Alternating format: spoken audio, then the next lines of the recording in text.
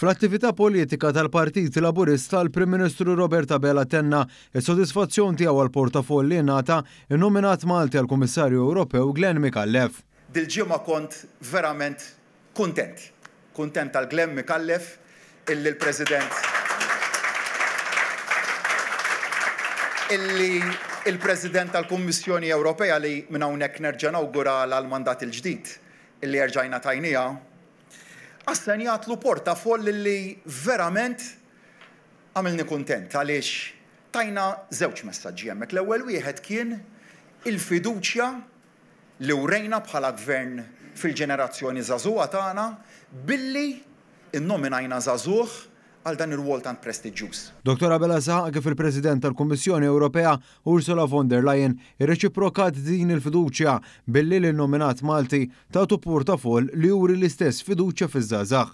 Madankollu il-mexxej Laburista ma naqasx milli jikkummenta dwar l-ironija tal-Oppożizzjoni Nazzjonalista dwar dawn l-iżviluppi. Stqarrija immedjata li ħarġet min naħa tal-Oppożizzjoni illi turi kreazzjoni illi ma tantx ħadu pjaċir bil-portafoll illi ngħata lil Glenn Mikallef. Mbagħad fl-istess nifs, fl-istess ħin, propju ftit sigħat wara, jitkellmu dwar li pajjiżna jrid jimxi lejn niċeċ ekonomiċi ġodda bla ma jirrealizzaw li dak in-niċeċ ekonomiċi li qed jgħidu huma ġodda ġew assenjati fil-portafoll ta' Glenn Mikallef.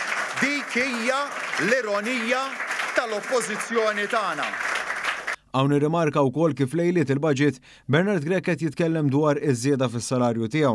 Il-mexxej Laburista tkellem dwar l-importanza tal-isport fil-portafoll li ngħata Glenn Mikallef u fakkar kif il-kap nazzjonalista stqar li jrid jagħmel Ministru għall-Isport anki jekk dan diġà jeżisti. Fid-dawl li fil-jiem li ġejjin se tibda sena skolastika oħra, il-Prim Ministru awgura lill-edukaturi kollha għall-ħidma tagħhom. Nawgura lill-edukaturi kollha kemm huma jgħallmu fejn jgħallmu.